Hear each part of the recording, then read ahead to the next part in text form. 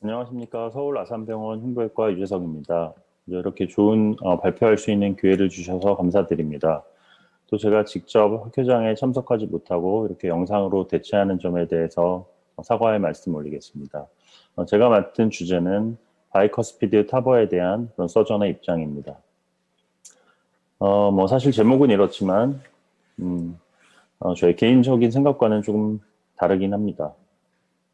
저의 컨플릭트 오브 인터레스트는 다음과 같습니다. 우선 발표를 준비하면서 갑자기 과거의 기억이 떠올랐는데 2019년에 대구에서 있었던 심혈관 중재 학회에서 비슷한 내용으로 디베이트 세션을 발표를 했는데 사실 저는 뭐 아무것도 모르고 아주 순진한 마음으로 발표를 했었는데 그때 거의 뭐 이런 분위기였고 거의 뭐 이런 분위기까지 되어서 사실 이 주제를 받았을 때 좀 굉장히 당황스러웠지만 그래도 제가 참석을 하지 못하고 이렇게 영상으로 대신을 하는 것 때문에 그래도 좀 예전보다는 마음이 편한 것 같습니다. 우선 타비와 수술을 비교를 한다는 것 자체가 말이 되지는 않지만 수술이 아무리 최소침습적으로 좀 간단하고 빠르고 쉬워진다고 하더라도 아예 수술을 하지 않는 이런 펄큐테니어스인 타비와 심장을 잠깐 세우고 해야 하는 그런 수술은 뭐 당연히 비교도 되지 않을 것입니다. 요즘 최소침습 수술에 대해서 이렇게 인터넷을 찾아보면 뭐 이런 수술들이 나오는데 이것만 보더라도 좀 덜 침습적으로 적게 열고 가능하면 수술을 하지 않고 시술로 해결하려는 게뭐 인간의 본능이라고 생각을 합니다. 그래서 더욱더 타비가 발전을 할 수밖에 없는 그런 상황이라는 걸 모두가 다 공감하실 수 있을 것 같습니다. 보통 시비어 AS에서의 아이솔레이티드 AVR을 서전들 보통 심플 AVR이라고 부르는데 서전으로서 이제 수술을 하다 보면 가장 심플한 줄 알았던 AVR에 큰 코를 다친 경험들을 다 한두 번 하게 됩니다. 이렇게 심한 칼시피케이션, 심한 아올틱 칼시피케이션, 루트 칼시피케이션 뭐 이런 환자들에서 이렇게 루트 럽처나 아올틱 다이섹션 이런 사고들을 겪어보면 타비가 얼마나 필요하고 고마운 시술인지에 대해서 모두가 다 공감을 할 수 있습니다. 하지만 바이커스피드 아올틱 밸브에 대해서는 뭐 좀 고민을 해봐야 할 문제들이 많이 있는 것 같습니다. 바이커스피드와 트라이커스피드의 가장 큰 차이는 이렇게 리플렛 모양뿐 아니라 애뉴러스 레벨 자체도 이분한 그런 평면에 있지 않기 때문에 보통 세 점으로 되어 있으면 어떻게 해서든 같은 평면상의 원을 만들 수 있는데 바이커스피드는 그렇지 않기 때문에 이렇게 한쪽이 올라가고 뾰족하게 한쪽은 내려간 이런 돛담배 모양의 그런 구조라서 좀 항상 쉽지 않은 것 같습니다. 최근에 나온 논문인데 아마 타비도 여러 시술 방법, 도구, 테크닉들이 발전을 하면서 이런 바이커스피드 아올틱 밸브에서도 비교적 효과적으로 할 수 있는 방법들이 많이 나온 것 같습니다. 다양한 방법, 다양한 기술들로 바이커스피드 아올틱 밸브에서도 성공적으로 매우 잘 시행을 하고 있는 것 같고 최근에 뭐 이런 논문들이 무수히 쏟아져 나오고 있습니다. 트라이커스피드나 바이커스피드에서 큰 문제 없이 잘 할 수 있다.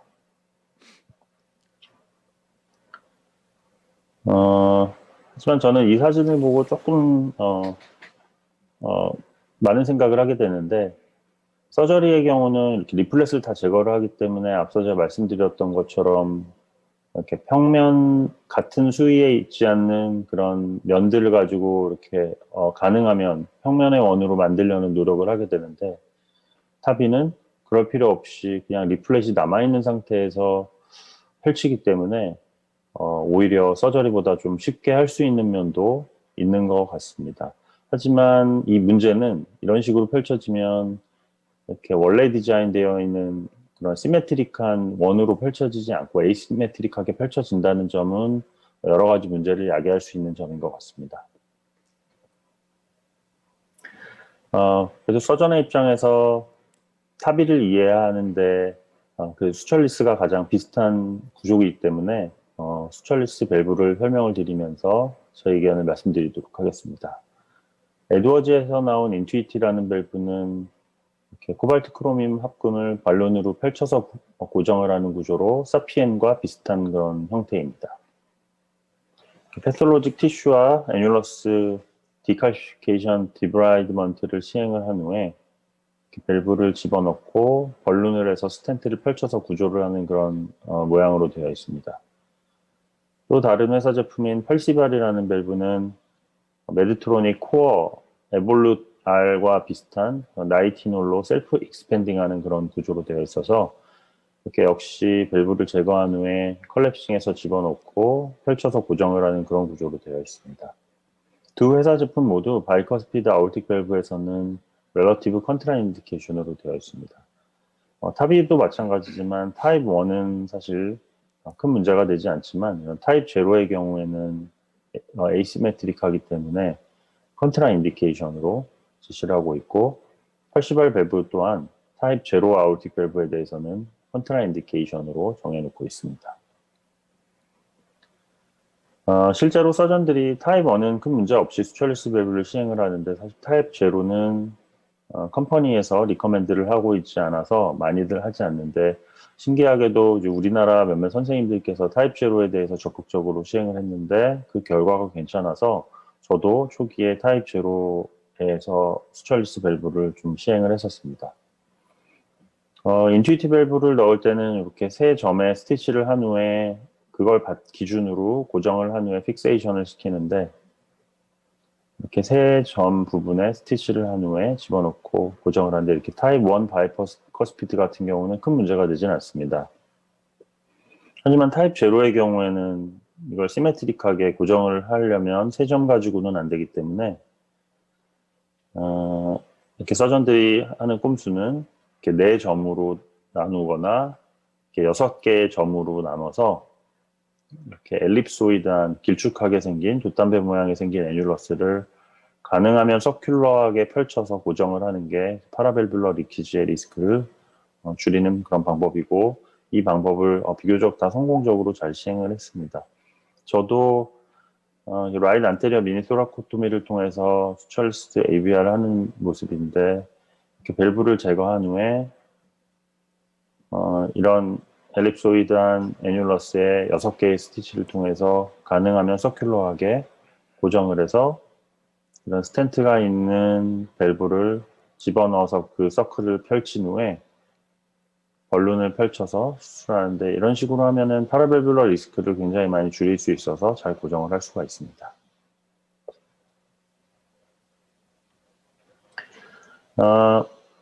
앞서 보여드린 환자의 포스트 에코 모습이고 파라밸뷸러 리키지 없고 프레셔 그레이디언트도 꽤 좋고 이런 식으로 결과가 좋았기 때문에 처음에 많이 시행을 했었는데 펄시발의 경우에도 이 이분하게 3등분을 하기가 어려운데 이렇게 밸브 사이저에 미리 마킹되어 있는 밸브 사이저를 넣어서 3등분을 한 후에 시행을 해서 결과가 좋았다 뭐 이런 보고들도 많이 있어서 비교적 바이커스피드에서 수철리스도 뭐 괜찮은 걸로 그렇게 많이들 보고가 되었습니다. 카디올로지 분들께서 실제로 이렇게 밸브나 애뉴러스를 들여다볼 기회가 없는 것 같아서 이 영상을 준비를 했습니다. 이건 제가 일본에 갔을 때 토탈 엔도스코픽으로 AVR 하시는 분의 그 인투이티 프록터링을 했던 케이스인데 이렇게 보시는 것처럼 리플렛을 제거하고 나면 애뉴러스가 돛담배 모양으로 양쪽으로 이렇게 뾰족하고 길쭉하게 되었습니다. 그리고 말씀드린 것처럼 이렇게 6개의 스티치를 이용해서 가능하면 서큘러하게 만든 후에 밸브를 집어넣었는데 보면 이 양쪽 끝에 있는 이 커미셔 부분이 너무 뾰족해서 프로브가 지나갈 정도로 여기가 떠있게 고정이 잘 안 된 것을 볼 수가 있습니다. 그래서 이 선생님 같은 경우는 거기에 이렇게 추가적인 스티치를 해서 막아주는 그런 거를 시행을 했었는데 또 공교롭게도 이제 이 수술 후에 한국에 돌아와서 제가 또 타입 제로 바이커스피드에 대해서 별 생각 없이 수술을 했던 환자입니다. 하지만 이 환자는 평소 보던 환자와 달리 좀 더 이렇게 애뉴러스가 오뚜기 모양으로 길쭉하게 되어 있는 환자였는데 뭐 큰 고민 없이 평소 하던 대로 이렇게 6개의 스티치를 가지고 펼쳐서 성공적으로 수술을 시행을 했습니다. 수술장에서 본 에코에서는 파라밸브럴 리키지 없이 괜찮았었는데 시간이 지나면서 퇴원 전 한 수술 5일 후에 시행했던 그런 에코에서 마일드 파라밸브럴 리키지가 생긴 것을 확인할 수 있었습니다.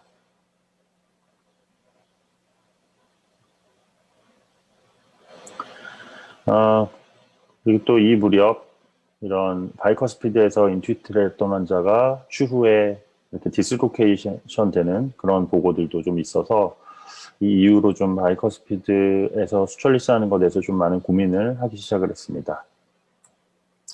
타비의 경우는 에이시메트릭하게 익스펜션 되는 게 큰 문제라고 생각하는데 워낙 타비 프로세시스는 처음에 만들어질 때 이렇게 서큘러하게 완전히 시메트릭하게 펼쳐진 모양을 기준으로 벤치 테스트도 시행을 해서 뭐 롱텀 듀어러빌리티라든지 외부 퍼포먼스 같은 것들을 뭐 그때 그런 기준으로 만들었는데 실제로 이렇게 시메트릭하게 펼쳐지지 않으면 많은 문제들이 생길 수 있을 것 같습니다. 가장 큰 문제가 이제 얼리 디제너레이션과 프레셔를 이분하게 나누질 못하기 때문에 생기는 그런 디제너레이션, 칼시피케이션, 그리고 트롬보시스 같은 것들이 아마 에이시메트릭 익스펜션과 관련이 있는 것 같습니다. 초기에 나왔던 논문들을 보면 트라이커스피드나 바이커스피드에서 결과가 큰 차이가 없다고 이렇게 많이 보고되는데 이런 논문들을 면밀히 살펴보면 사실 마일드 이상의 PVL 레이트가 거의 한 20-30% 될 정도로 꽤나 높습니다. 그리고 얼리 제너레이션 디바이스에 비해서 넥스트 제너레이션 디바이스는 이렇게 파라밸브럴 리키지가 많이 줄었다고 되어 있지만 반면에 ppm, 페이스메이커 레이트는 올라가고 그리고 이 논문도 역시 살펴보면 이제 마일드보다 더 큰 모더리 시비어 PVL을 가지고 판단을 하기 때문에 사실 서전들과 카디올로지스트의 그 PVL의 기준은 좀 많이 다른 것 같습니다. 가장 최근에 나온 시스테마틱 리뷰, 트라이커스피드와 바이커스피드에서 타버를 비교한 그런 논문인데 여기에서도 보면 모더리 시비어 PVL이 기준이고 여기에서도 통계적인 유의성은 없지만 확실히 바이커스피드에서 트라이커스피드보다 좀 더 리스크가 높은 것으로 되어 있고 이 논문의 결론은 바이커스피드에서도 타버가 페이저블은 하지만 모더리 투 시비어 PVL이나 애뉴러 럽처 리스크, 그리고 세레브럴 이스케믹 이벤트가 높기 때문에 주의를 하라. 이런 결론을 내리고 있고 뭐 제가 생각하는 건 이거랑 제 생각이랑 같은 것 같습니다. 이 마일드 PVL에 대해서 사실 타비 하시는 분들은 별로 좀 대수롭지 않게 생각을 하시는 것 같은데 사실 서전 입장에서는 수술한 후에 마일드 PVL이 생기면 이렇게 밤잠을 못 이룰 정도로 큰 죄책감을 느끼게 됩니다. 그리고 최근에 여러 보고된 논문들에 의하면 확실히 초기에 마일드 PVL이 있었던 환자가 롱텀 리절트가 좋지 않은 것으로 되어 있습니다. 그래서 저는 최근에는 수철리스를 시행을 할 때 이렇게 충분히 서큘러한지 안 한지에 따라서 환자를 셀렉션을 하고 또 더 최근에는 사실 이런 바이커스피드에서는 수철리스 밸브를 시행을 하지 않고 있습니다.